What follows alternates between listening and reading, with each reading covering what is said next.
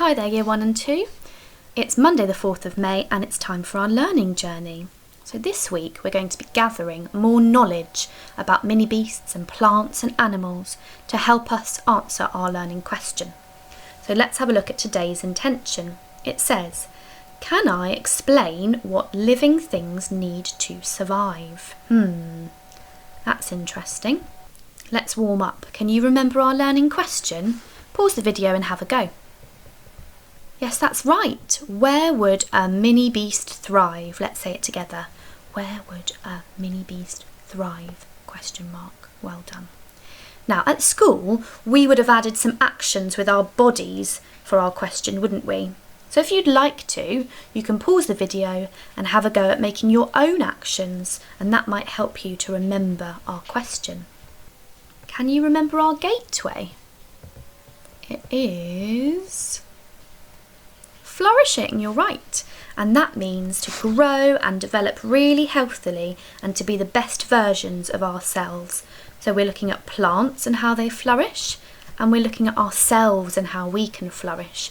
So we'll come back to that in a while. Okay, so to warm ourselves up today, children, and to think about what we learnt last week, we're going to start making our glossary. And that's a bank of words, bank of vocabulary that we're learning. So pause the video here and I'd like you to draw a big triangle on your page with 3 levels, 1, 2, 3. Maybe you could ask a grown-up to help you. Okay, so when your page looks like mine, you've got 3 levels, we're ready to start making our glossary. Now if you remember, this is tier 1, level 1, and those are everyday words that we know and we use every day, like bench or book. Okay, everyday nouns. And then up here we've got some slightly more exciting vocabulary. You might have the word whispered, or you might have the word colossal, which means big. And then up here at the top we've got scientific words that we're going to use as scientists. Okay, so I'll show you the words that we're going to add to our glossary to start with. Okay, here they are. Shall we read them together? Mini beast, thrive, flourish, and this one was a really tricky one. Shall we see if we can split it up? I've got some syllables here. Okay, ready? In, vert, invert, inverter,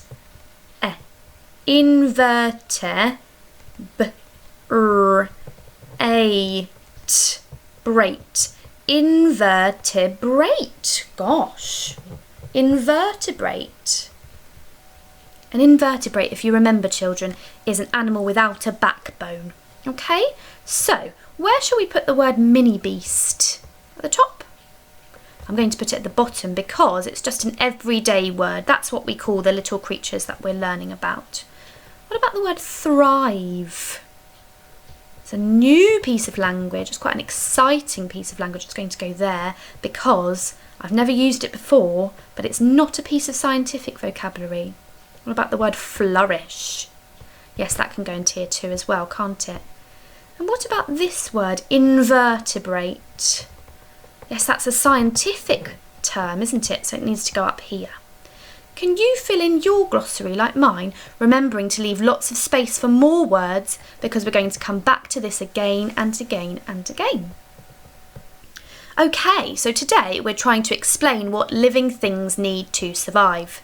So, I've got 2 questions for you. What is a living thing and what do they need? Let's watch a video to find out some more. Is it alive? The world is full of many different things. If you take a quick look around you, you'll notice that some of these things are alive, like birds and trees. Some of them were alive, but are no longer living, like fallen leaves or the paper we make out of wood.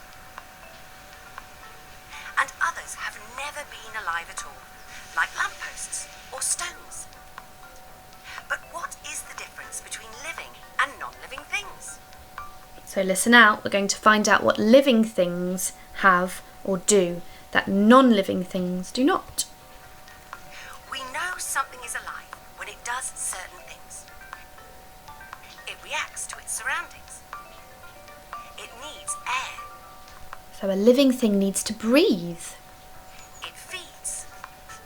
It feeds or it eats. It's got to eat to keep healthy. It grows. It reproduces. It reproduces. Now I don't know what that means. And gets rid of waste, just like you do. And it gets rid of waste. You can see that rabbit's Some done a things, poo. like fallen leaves, were once alive, as they were part of living trees. But So a fallen leaf used to be alive, but now it's dead. some things, like stones or rocks, were never alive, as they were never able to breathe, eat, grow, reproduce, or get rid of waste. Ooh. Okay, so in that video we learnt about 5 things that living things do or need. Can you pause the video and see if you can remember any of them?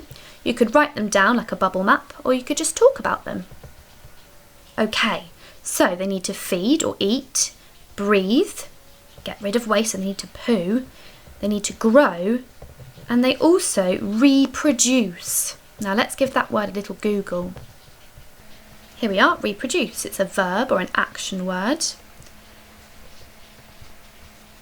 And it means to produce another living thing of the same kind. So just to have babies. So living things need to have babies, or they can have babies. Okay, so we're going to have a go at sorting some objects now into these categories. Things that are alive, things that are no longer alive, they've died, or things that have never been alive.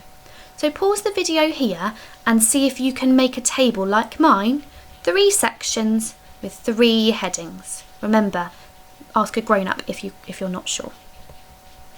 Okay, so as an example, I'm going to choose a pine tree. Okay, and I've got some questions here to help me figure out whether this is alive or not. Okay, the first one says, does it need air? Well, yes, I know that a plant needs air because I've put a plant before in a cupboard where there wasn't much air and it didn't grow. So I know that plants need air. Does it feed? Well, it doesn't eat food like we do, but I know that it gets food from the soil, doesn't it? So yes, it does feed. Does it grow? Well, yes, I know it grows because it starts off really little and then it gets really big. So yes. Does it reproduce? Now I've learnt in our book A Seed is Sleepy from last week that yes, it does reproduce. It's got seeds, hasn't it, in a cone shape, and they fall onto the floor and the seeds come out and they plant new trees. So yes, it does reproduce. It makes new trees with the seeds. Does it get rid of waste? Well, yes, I think so, because these needles drop off after a while, don't they? Yes, it does. So I can see that this pine tree is alive. So it's going to go in this column where it says alive, and I might draw a picture and I might label my picture as well. Then I've got some cushions from my sofa, so I'm going to ask myself the same questions. Does it need air? I don't think so. My cushions, you could have them anywhere and it wouldn't matter. So no, they don't need air. Do they feed? Do they eat? No, I don't need to feed my cushions. Do they grow? No, if I wanted a bigger one, I'd have to buy a bigger one, wouldn't I? Does it reproduce? Nope, it doesn't have baby cushions. Does it get rid of waste? Nope. So I can see that my cushions are not alive. So I'm going to put them in this column. They've never been alive. The last one I've got is this leaf here, this fallen leaf. Does it need air? No. Does it feed? Nope. Does it grow? Well, it used to grow when it was on the tree, but it won't grow anymore now it's fallen off. Does it reproduce? No, it's not going to do that anymore now that it's fallen off the tree. Does it get rid of waste? No, it is the waste from the tree, isn't it? So this one is not alive, but I know that it used to be attached to a tree. so I'm going to put it here. Why don't you have a go at finding things either around the house, in the garden or on your walk and filling in your table. Then have a break and come back later for one small activity that you could do in the afternoon. Okay children, so I hope you've had a break. We're going to have another look at our gateway now. It's flourishing. So we're going to look at some different ways that we can flourish. And today we're just going to look at lots of different ones, and then we'll look at them in a little bit more depth each day.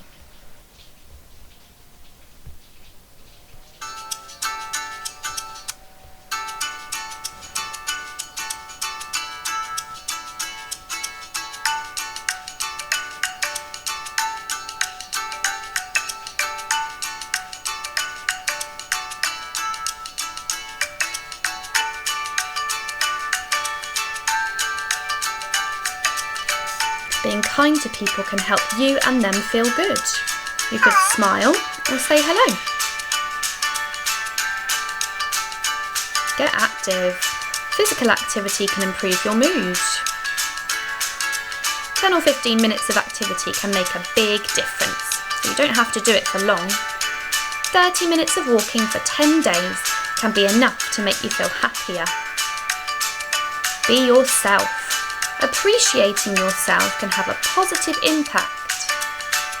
You can be nice to yourself to help you be confident and think more positive thoughts. Things like I am good enough or I can do it. Practice gratitude. Being grateful can help you.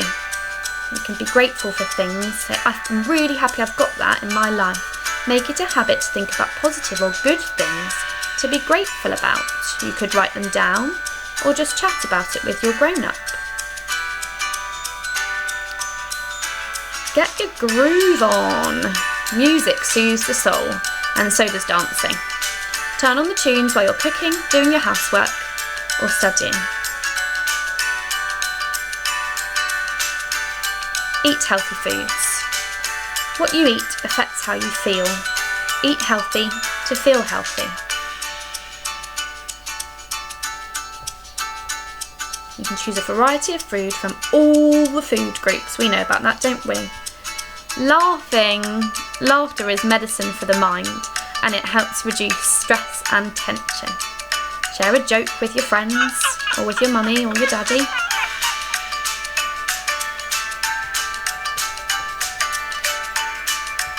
But try some of these and see how you get on. We're going to be thinking about these in a bit more depth over the coming days. Take care.